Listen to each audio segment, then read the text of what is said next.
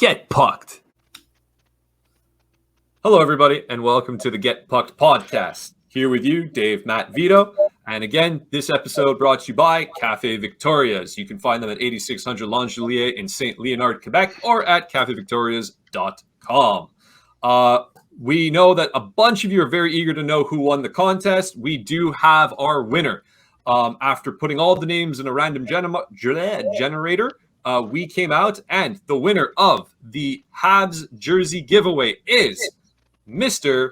Pierre Savoie. Pierre Savoie, congratulations. We're going to be in touch with you. You get one of these. We're going to reach out to you for your contact information, and you'll need to let us know the size of the jersey and which player you want on the back of it.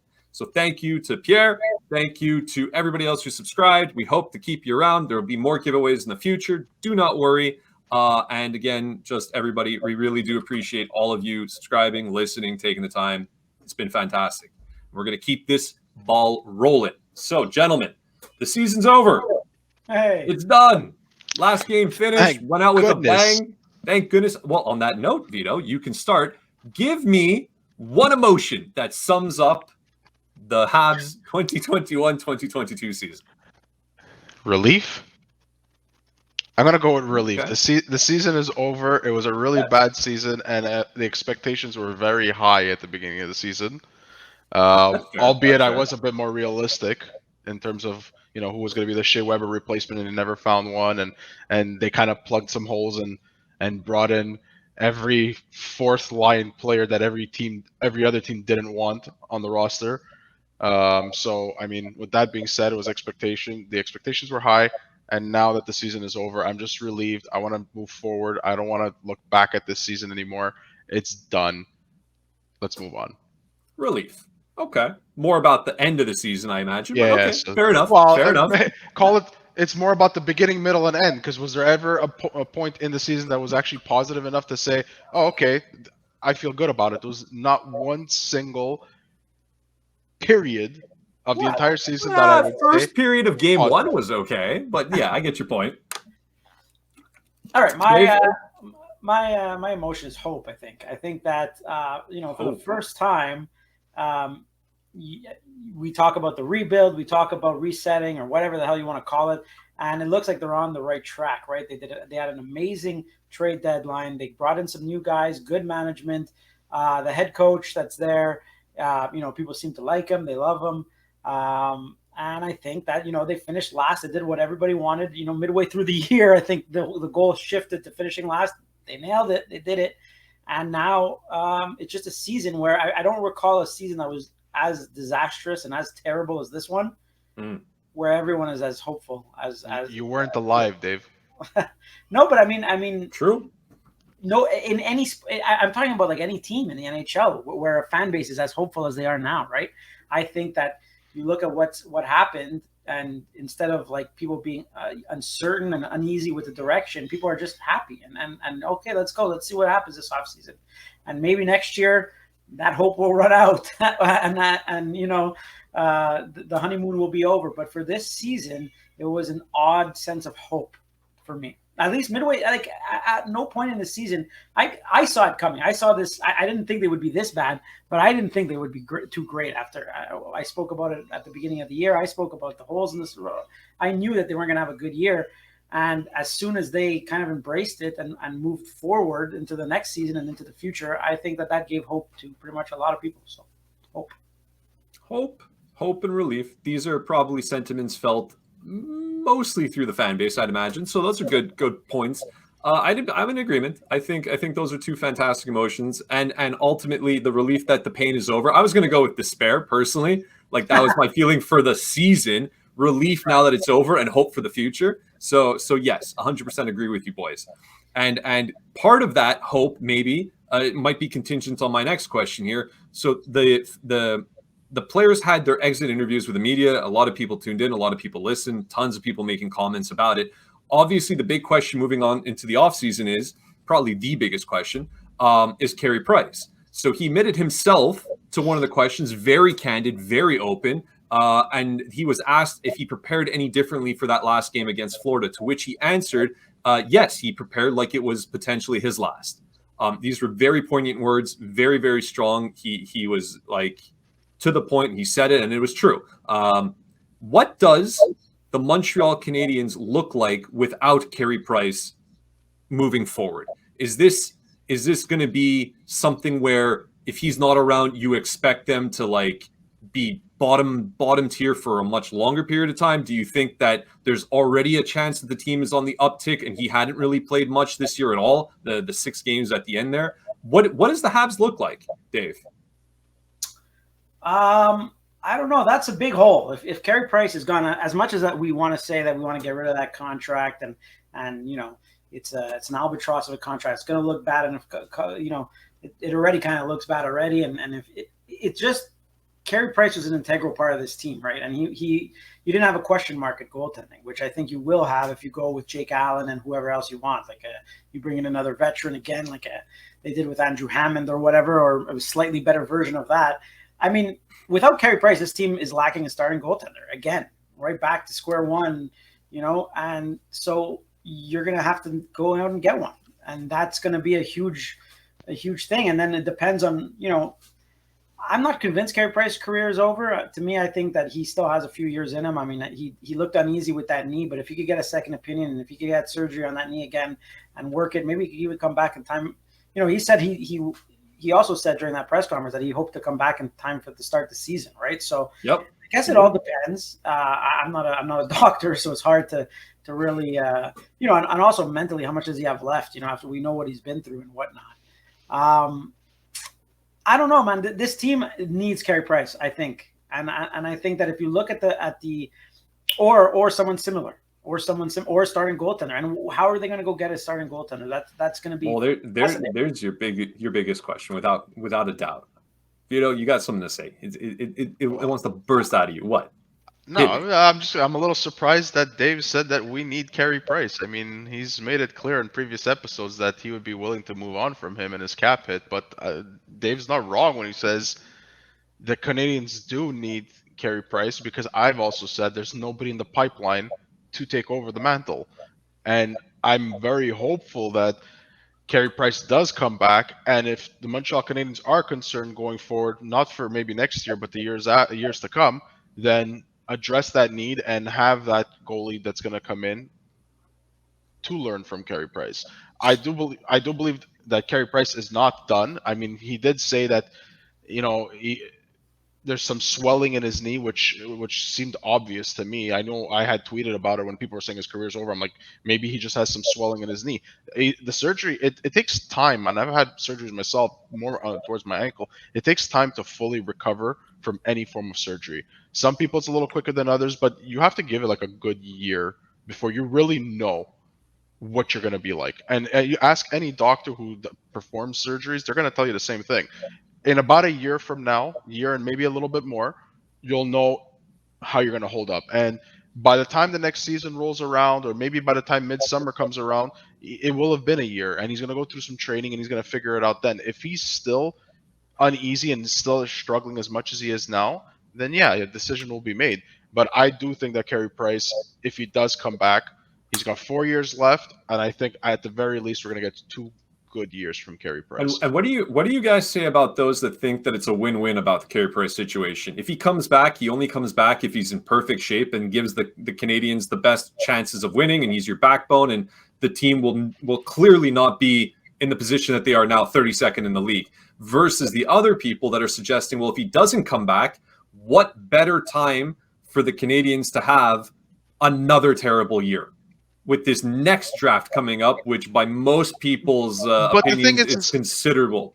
Even if it is a terrible year next year, I'd be very surprised that it would be as bad as this one. I'd be very surprised that Montreal would finish dead last. And that's the reason why most people are saying that they want Connor Bedard. I just don't see, unless they're starting. Well, to be fair, it's not just Connor Bedard though, right? Like obviously he's the clear-cut super generational talent everybody's talking about, but from what I've been reading, it looks like the top 10, even top 15 next year are all going to be incredibly good picks. Well, if that's the case and it's a top 15, then plug Montreal somewhere in there, because that's where they're going to be. With or without Carey? No, without Carey Price, they're definitely going to be there. With Carey Price, it depends on the rest of the roster and how it's going to shape out. So you agree then that it potentially is a win-win for the organization. He comes back, they play better. Who knows what happens? He doesn't come back. They're in that 15. I'll say this: they get a good if Carey Price comes back and he's able to play at about 85-90% of his capabilities, Montreal flirts with playoffs. I don't think they make it, but they'll flirt with the playoffs. Okay. Without Carey Price, and if your goalies are Allen and Montembeault, and they still don't have a quarterback defenseman to help out on the back end, then no, they're not going to make it. We'll have some fun moments. We'll see some kids doing some nice things. And, maybe they don't finish dead last, and it'll be like, okay, it's progress. And that's how we're going to look at it. Dave? I mean, again, that depends on what the plan is for this offseason. And I think all these questions are moot until we can answer that, right? Like, no one knows what direction this team is going to go in. Are they going to go pick up some veterans, that's it, to plug into the defense, and that's it, and go status quo up front, have Christian Dvorak as your second-line center and hope for the best? Or are they going to go for it? Are they going to go try to sign, some good young talent? There's some great free agents out there, good RFAs out there. Are they going to try to make some moves, inquire about some players who are possibly on the market?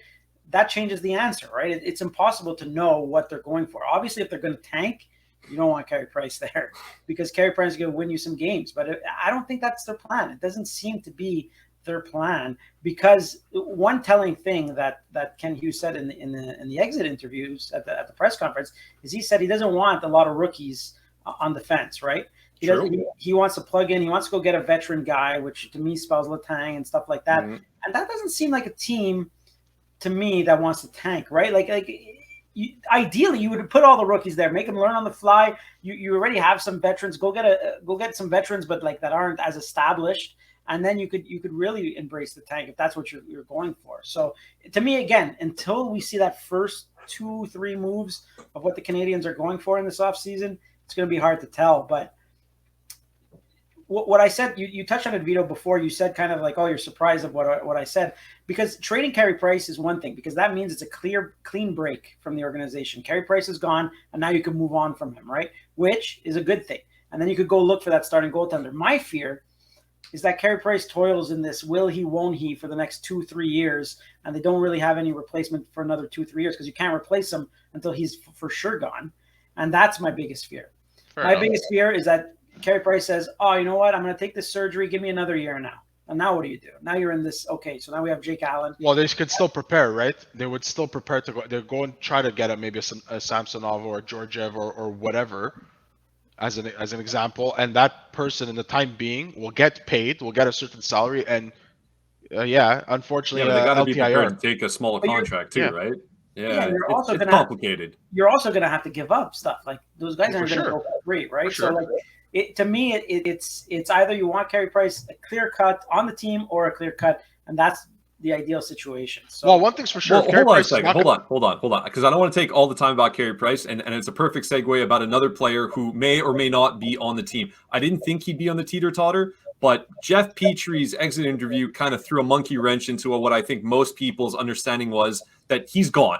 Everybody penciled, almost put him in pen, that this offseason Jeff Petry was going to get moved to one degree or another. Now, suddenly, his tune changed. He said he's not closing the book on coming back. He's going to talk to his family. He's going to reassess. But with Marty St Louis coming and the change and getting happy again. So would you guys prefer that Jeff Petry is traded for all the reasons that were mentioned previously? Or now that he's more inclined to stick around and he'll be happier and potentially get back to the Jeff Petry of old, would you prefer to keep him around?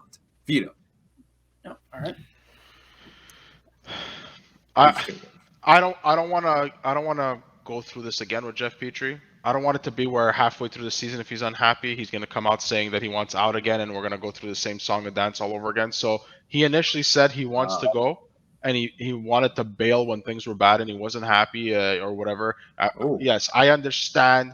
He didn't see his family. He wanted to be closer with his family. They were, in the States. I understand that, based on his exit interview, he did mention something about how, Ducharme really didn't want to change his ways and was really stubborn in that sense, and it kind of affected how things went. I get it, but although it was fun with St. Louis, we don't know if St. Louis is going to work out for Jeff Petry come 20 games into the next season, and maybe Jeff Petry is going to feel the same way. I don't want to go through that again and wondering if he is going to want to get out, and then we're going to have trouble trading him again, and he's going to have a down year again. So his value clearly has gone up a little bit because in the last 20 22 games, I think, or 23 games. He was 21 and 22, something to that effect. I can't remember. Yeah, he played very, very well. He was doing very, very well. So if that's the case, move on from him, but not at any cost. So basically, he hurt you. He hurt your heart, and you're just not prepared to. Okay, I hurt my heart. No, I got you. I understand. I just don't want to. Vito only gets burned once. You don't burn him more than once. I don't want to take the risk or take the gamble that he's going to feel this way again. 20 games into the next season, and then after that, we're going to be. What's happening come trade deadline? Is Jeff Petry going to stay or go? And he's 1 year older at this point. That's very fair. That's very fair. Dave?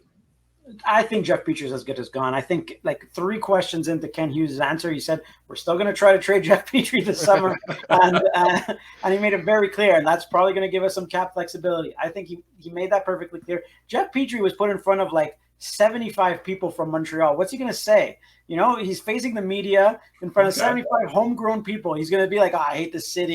Your lockdown restrictions are stupid. Well, of course he's not going to say that. Of course he's going to say, oh, well, I don't want to close the door on this beautiful organization. What a great time we had here. He's going to suck up to the media, and then he's going to move on. He was on there for 23 minutes. And that's way too long, first off.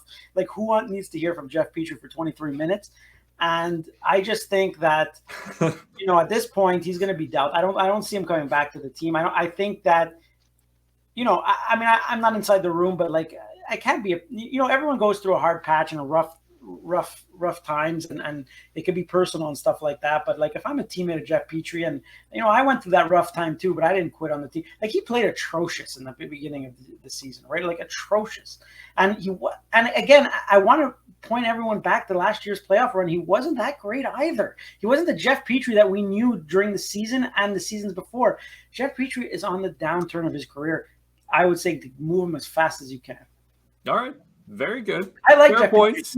I like Jeff Petry too. Don't get me wrong. And I know you're joking, but I'm sure he does love the city, and he probably really does love the organization. I think Jeff Petry is a victim of the COVID situation and stuff, and perhaps whether he said it or not in the interview, obviously he didn't mesh well with the previous coach, and he did a little bit better so with Martin. Clearly, the production was there, so I get it, right? But I also believe he's as good as gone. Speaking of Marty, he had another interesting thing that he brought up that I was kind of a little bit perplexed, maybe because he's still in the grand scheme of things relatively new as head coach. He said he's very comfortable with his assistant coaches. This is assistant coaches that were there from the previous regime, the previous coach, previous everything, right? So, well, I guess the first and most important question is, does coaching register with you guys? Does it really matter? Is it worth taking time to discuss the coaches of a team? And if so, should Marty St Louis be encouraged to go maybe get one or two of his own guys? Or is the status quo cool with you and it's fun? And he really does seem to have chemistry with these dudes. Dave? Yes, I think coaching matters. I think coaching can be overrated when you have a really, really good team. But I think that on the most part, we saw it this year. Look what Dom Duchamp did. He caused a lot of harm to the Montreal Canadiens. And I think that when you have a team like the Canadiens are like the microscope, and you could put them up as the poster boy for why coaching matters. How many times have we said, this power play is going to be good on paper? Shea Weber's coming in. On paper, this power play is going to be great. Jonathan Drouin. And look what happens. Their power play is the worst. It's terrible. They don't have a good, in my opinion, the personnel in charge. Alex Burrows, to me, is not a special teams guy. It's really hard to and I know, like, is it worth discussing? I don't know. That's another thing. Are enough people interested to talk about this stuff? I don't know. But at the end of the day, it surprised me when he said that. And it for me, it's one or two things. One, he doesn't know if he has the ability to change his assistant coaches yet, and he doesn't want to throw them under the bus. Like, I'm going to be bringing in my own people, and then all of a sudden, oops, you're stuck with Alex Burrows all year, right? So maybe that hadn't even been discussed yet. They were extended, right? They got 3-year terms too. So that's the thing. So to me, it looks as though he's going to stick with it, and that's where maybe his inexperience in coaching comes through, where he's just like kind of there, and he wants people who have been behind the bench already in Montreal to kind of he wants to lean on them a little bit, and maybe he's going to realize like 10, 15 games in, maybe that's not the right move. Bear in mind, who would be his people, having not coached anywhere else? I mean, obviously you would need help from somebody, Jeff Gordon, to help bring in somebody, but to me, this is coaching staff ain't it. If you're gonna, all right. I have my reservations about it, even the head coach, to be honest. But oh my goodness, you're taking shots at Marty now? Look, I like not the guy. Sold? I'm not. I'm just not sold. I'm not taking shots at him, and I'm not saying he has plenty of time to prove me wrong, right? But I'm just flabbergasted, and I don't want to go through this again because I think I talk about this every episode. But I'm just flabbergasted that like 99% of this fan base is locked that Marty St. Louis should be back, could be back, give him the keys, and it's kind of like, man, like you don't want to consider somebody else, or you don't want to like go look at what's there, maybe look at what, because we saw a lot towards the end. We saw a lot of the things that were plaguing the Canadiens resurface, and it kind of scares me a little bit. And I think that everyone's kind of caught up in that hope I was talking about, and ready to disregard that. But when it comes down to Game 8 of next season, and you're struggling, and I don't know, man. There's something about it that worries me a little bit in the deep down inside. He's unproven, which is fair. It's fair to be worried. It's fair to be concerned. Obviously, all his coaching experience was what we saw at the NHL level this year. It makes perfect sense to have your reservations. I do believe, however, he will be the guy for better or worse. And I just think that with new guys on the roster and stuff, and like putting more time in and really honing his own style of what he wants to do, I won't say system because he doesn't believe in it, his style, we're going to see some better results. But that's fair. That's fair. And that could very well happen. I have my reservation. That's all. Fair to say. If the goal is that the Canadiens are going to be going through continue this rebuild transition, whatever, then have the unproven coach. Have it, because the worst thing you can do is have a coach that is proven and he fails the fan base, fails the team, fails everybody all over again, and we go through this anyways. Marty St. Louis seems to be, seems to be making the players happy.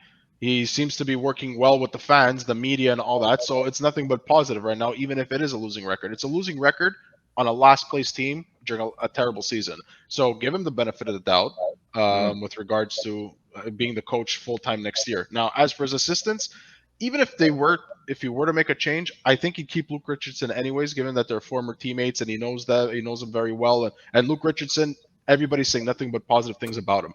Could they work on? Yep. Yeah, he's got the connection. Could he work on the PK maybe, or maybe improve the PK in that way?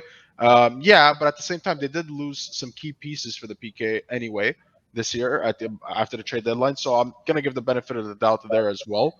And they never, Luke Richardson went from having Shea Weber and Ben Sherratt and Lehkonen and Danault to help the penalty kill to, by the end of this year, he didn't have any of them. So that's a big hit on the PK. Now, as for the power play and Alex Burrows, if there's going to be a change, I would think that, and I would probably, consider demoting, if you want to say, Alex Burrows to Laval Rocket, and just bring in somebody that is a little bit more proven at the NHL level for special teams, for the forwards, and for the offense. But an offensive, but it'd have to be somebody who's offensive minded to kind of complement St. Louis. And that's what I think should happen. But will it happen? Maybe Jeff Molson comes out and says in the background saying these guys just got extended for 3 years. I can't keep paying coaches. Oh, sure he can. Sure he can. You got a bunch of guys coming off the books. He's got plenty of money. I'm not concerned about it. Most of the people are on strike. Okay, he has a lot to deal with. His beer isn't going great, right? Excellent. All right. I want to talk about a little bit of a retrospective, gentlemen. We had just to speed it up, a little forewarning for everybody listening. I did ask them the questions ahead of time so they could produce the answers, but they're going to dive into who they chose. I have a couple of questions about the players on the team of the last year, starting with who was, in your opinion, the most improved player on the team? Vito, I think we'll start with you. Whatever. Most improved player on the team. Okay, I feel like Dave is going to say Suzuki. So I'll go with Romanov. Huh. Okay. I'll say Romanov only because by the end of the season, you saw him eating up more minutes. You saw his willingness to learn and not just constantly go out and lay somebody out. His game is going to get better, and I just think that Romanov is the guy, in my opinion, that has showed some progress this year. There's the obvious ones, but I really like where Romanov is heading. It's a great answer. That was my answer as well. You could argue Cole Caulfield from the first half to the second half of the season, obviously, but you're asking more improved throughout the season. Yeah. I guess Christian Dvorak, as the season progressed, showed me more and more, and I was more and more impressed by him. Still not a second-line center, don't get me wrong, but definitely I like what I saw from him, and I think that he went from a guy I was just a little bit puzzled by why they required him to a guy who could fit in on a good team as a third-line center. And I think that he does a lot of good things well. And at the beginning of the year, we didn't really see it. And as the season progressed, we saw him progress as well. So 58 points, a 58-point pace since Marty St Louis took over. And it's not even the points, man. It's just, his play. His general play. Yeah. It's just been very, very good. So it would be Christian Dvorak for me. Obviously, we all watched the same team this year because I have Romanov as my most improved, and I had Christian Dvorak as the honorable mention. So, perfect, gentlemen. I completely agree with you. Top marks. Next. My honorable mention would have to be Suzuki. I mean, he hit 60 points. But is he improved, though? Like, I don't know. I mean, that's the debate of the question. He's growing, right? I mean, he's growing on pace to what he's supposed to be doing. I don't know if he's, improved, really. His voice, he's speaking up more. He's got more of a voice. Most improved speech. Nick Suzuki, you heard it here. Who is your MVP, Dave? MVP of the season. That's a good question. I mean, it's hard not to give it to Nick Suzuki, right? I think that he's obviously by far the best player. I think if he were to have gone down, it probably would have been even more of a disaster of a season. He plays well. He played all games. I mean, I don't know who you could give it out. Who else you could give it to? Well, before he got hurt, would you have given it to Jake Allen for dealing with all that crap? No. Instantly, all right. I'm hopeful that one of you guys, well, obviously Dave said Suzuki. Vito, tell me you have somebody other than Suzuki. Who's your MVP? I was going to give it to Suzuki, but... If it is, it is. It's okay. I was hopeful just that somebody was going to say somebody else, and then I'd love to hear the reasoning behind it, because it's clearly Nick Suzuki, so it's okay. We don't have to dive too deep into the question. Honorable mention? Give me an honorable mention. Go for it. Oh, Jesus, man. It was such a bad season. Is there really an honorable mention? There's not. Let's move on. Okay. Let's move on. Let's move on. Give me your fan favorite of the year. Me? Yeah. You go sure. first. Who's the fan favorite in your opinion of the year? Of the entire Pizzetta. Of the entire year. Pizzetta? Yeah. Pizzetta's a good. I'm gonna go with Pizzetta. The obvious would have been Cole, especially the way his season ended. But I'm gonna go with Pizzetta. Everything he was doing up until maybe the last 10 games of the season, because it seemed like he was a bit drained out. Was things would happen on the ice. He would fight anybody if he had to. He's walking around with this flair. Everyone was already talking about his hairstyle, his style in general, the way he carries himself. So I don't think he did anything wrong, and I don't think he did he did the right things for what the type of player he is, and our expectations of him were very low. When he was coming in, it was just like, okay, just plug on the fourth line. Who's Pizzetta? Okay, he played with the Laval Rocket, whatever, and he just stayed with the roster after that. So there's your fan favorite, Dave. Who's the only guy other than Guy Lafleur who got minutes-long ovation with his name being chanted? Mathieu Perreault, baby, hat trick against Detroit at the Bell Center. Look at that. He's the only guy who got his name chanted like that. No, that's not a fan favorite because he got chanted once. Oh no. I'm just joking, obviously. My answer would have been Pizzetta as well, I guess. But look, Nick Suzuki too is a fan favorite. I think if you look at next season, who's going to get the biggest applause at the beginning of the season when they intro the players, it's probably going to be Caulfield, Suzuki, and if Carey Price is back, Carey Price. So I'll go with Nick Suzuki because you guys didn't say him. Yeah. Fair. I was going to choose Monty. No, come on. I'm kidding. You know what? But he was great on the mic, and there were chants of Monty throughout the year. So I'm just saying. You know who might be in the fan favorite? Not so much of having a certain flair or being very obvious, but probably Joel Edmondson. He's somebody that everyone was questioning where what's happening with him, and then he came back and he brought some stability, and he didn't really miss a beat per se. So I don't know. I think he's that stoic, silent kind of guy that he's on the ice. You know about him. He's a good guy, strong, defensive, but he's not. We are 1/3 away from changing this podcast name to the Joel Edmondson Fan Club because Matt wanted him as captain of the team. I said he could be. This is just craziness. Joel Edmondson. I said he could be. Anyways, I'm surprised. hold on I'm a surprised second. Matt's fan favorite is not one of the Pitlicks. Ooh, you know what? No, I might have to change my pick. No. It was Cole. Caulfield. You're pissing off Dave, Matt. Caulfield is the easiest and most likely answer for fan favorite. Who is, in your opinion, from a positive perspective, the player that surprised you the most this year? Dave. Oh, from a positive. I missed From that a positive thing. No, because negative's too easy. Positive. Oh, that's a good question. I guess it's going to be Romanov, man. I guess. I mean, like, look how good. I didn't expect him to have the most minutes on the team. I didn't expect the coaching staff to lean on him as much as they do. I didn't expect him to have the role that he played and to be as solid as he was. You know, I expected Romanov to be kind of a Yemelin type of player where he just dishes out the big hit here or there, and he has a ton of flaws. And Romanov, he does have his flaws, but he's been solid, man. So I think to me, he would be the most pleasantly surprised. Okay. Vito? I'll give you two of them. One Give me is an one. honorable mention, but I'll say Rem Pitlick. You bastard. That was mine. I'll say him. He claimed him on waivers, comes in, ends up, with 37 points. For somebody who has a waiver claim, he's probably going to be go down as one of the best waiver claims the Montreal Canadiens have made, even if it is in a crap season. Honorable mention, I guess I'd give it to Laurent Dauphin. Why? Interesting. He didn't do anything bad. He did some good things. He was stable to a certain degree, and I didn't have very high expectations for him to begin with. And when he came in, he wasn't somebody that you looked at and said, "Holy crap, send this guy down right away," because it's just not working for him. He's an NHL player for a fourth line. Agreed. Rem Pitlick was 100% my pick. However, my honorable mention was Pezzetta for all the reasons that you had mentioned in the previous question. But yes, Rem Pitlick 100% was my shocking guy. Last one here. Who is, and this might be a little bit tougher, the player that you actually forgot was a Montreal Canadian? Well, I have three. Okay, give me three, Dave. All right, give me Adam three. Brooks. Yep.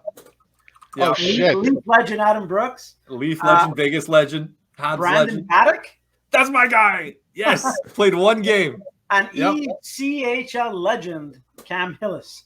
Cam Hillis. Oh my God, Cam Hillis played? Yeah, see, there you go. That's why. Oh man. Okay. Wow. I'll give you two of them. Yeah. Cedric Paquette. Fair. Yes. Who cares, right? By the way, who made the playoffs? It's gonna be fun to watch. Yeah, he's actually doing very well in the belt. But yes, you're right. And Sami Niku. I even forgot. Ooh. I forgot he's kind of on the roster at all, or that he's doing. I know he's not doing too bad in Laval, but I forgot he was there. I forgot that we claimed him on. Did we claim it on waivers, or he was bought out? I don't even remember. I don't remember the entire situation with Sami. We got him on waivers. I'm surprised, however, that was there, right? If I'm not mistaken. Yeah. Yes, that's a Bergevin pickup. Yeah. So that's who. Maybe even mentioned Belzil, but that was quickly. William Lagesson? Yeah. Well, with all due respect, that's one of the great answers because he's obviously leaving at the end of the year, and he'll be a guy who you'll be like, just he was a Hab, huh? A Hab? When? How long? 3 games. Like these other guys that I named, like Baddock and Hillis, like you'll never see them somewhere else, and you'll be like, oh yeah, he used to play on the Canadiens because they'll never make the NHL really. Whereas, you know, I forgot about. You know who I forgot was on the Montreal Canadiens? Joel Armia. Just kidding. Oof. That's fired. Oof. $3.4 million. Yoel Armia. Yes. Okay. One last thing. I'm going to have to go through it quickly. There's a lot, but I'm just curious. So the NHL released today on Twitter the playoff tags for each team that's still in the Stanley Cup playoffs. I'm going to read through them. You tell me which one is the best in your opinion and which one is absolutely ridiculous. Some are very vanilla, some are very interesting, and some are downright ridiculous. Here we go. Carolina's tag is #take warning. Pretty simple. It's what they always have. Boston, it's all of us. Okay? We should just quit. Stop right there. Hard stop. Boston, what are you thinking? No quit in NY for the New York Rangers. Let's go today. Pens for Pittsburgh. Time to hunt, Florida. Unleash the Fury, Washington. Okay. Okay. Leafs forever, Toronto. Go Bolts, Tampa. Find a way, Colorado. That sounds like such hope. Like, oh man, It's not that I have no confidence in the the best Find a way. records in the NHL. Let's just try to find a way to win. Please find a way out of the first round. Stand with us, Nashville. It's about winning, Minnesota. We all bleed blue, St. Louis. Fire it up, Calgary. One state, one team, Dallas. Let's go, Oilers, Edmonton, and GKG for Los Angeles. Who has the best hashtag and who has the worst? I Dave. like no quit NY. I think that's good. No quit, no quit, and no quit in NY. Yep. Oh well, I could have told you a better one. It's no quit NY. This is, in fact, no quit in NY. Okay. So I'm a big fan. Like I'm a big fan of a hashtag. You know, I'm a marketing guy, right? So you either put your team name in it or something that represents your team. So like a thing like "Bring on the Fury" for the Washington Capitals. Like, what the hell is that? Unleash the Fury. What the hell is that? What does that Fury have to do with the Capitals? Like, It's all about Ovechkin. It's all about Ovechkin. Begin to tell you. I don't get it. I like the Flames. Fire it up. It doesn't Yep. have the same team name in it, but you know it's about the Flames. Little sizzle. Gotcha. Yeah, Yep. I like it. Yep. That's about it. Those are the only two that I mean, like obviously, like the Leafs, whatever, the Bolts, and Anybody who didn't do anything fancy is pretty Fine. much like, all right, whatever. But that's how it should be, to be honest. Because who's going to think of putting up "Unleash the Fury" every time we talk about the Capitals? Nobody. All right, so Dave thinks Washington has the worst one by far. Fair. Okay, Vito, who's got the worst one? A very bad one as well. Okay, so I'm gonna say the best worst one because it's like completely an oxymoron in itself is the Colorado one. It's like it's funny to me. I laughed. It's like these guys they don't have confidence in their own team. They don't have confidence in what they're gonna do. We're gonna find a way. We failed the previous years, but we're gonna find a way this year. Hashtag. So I'll go with the worst one. I really dislike Boston. It's all of us. What the hell is that supposed to mean? Even Minnesota's is pretty stupid. It's all about winning. Like no shit. No, it's about losing. Go in the playoffs. Also, Minnesota does not have a winning culture. So what's all about winning? Maybe if they tell it to themselves enough, that's it. All right. Well, thanks very much, boys. Appreciate that. Everybody else, please feel free to drop us a comment about what you think is the hashtag that has the one that speaks to you the most, the best one out there, and the one that makes you laugh probably the most ridiculous one. Vito's pointing to something. I'd like to know what. What are you pointing to? The episode, man. It's sponsored by Cafe Victoria's. Come on, you know this already. Fantastic food, fantastic coffee, friendly environment. I got to do the job for you, man. Cafe Victoria's, fantastic sandwiches and lunch specials. And Don't forget to ask for them and look for Paulo and Peter. Perfect. And everybody else, again, as always, we thank you so very much. Please remember to subscribe. Please remember to like the video if you can. Go on all the various social medias that are out there. We are everywhere. Find us, check us out, spread the word. Always a wonderful and thankful time to all of you for spending it with us. So for Vito and Dave, and I'm Matt, and this was Get Puck'd.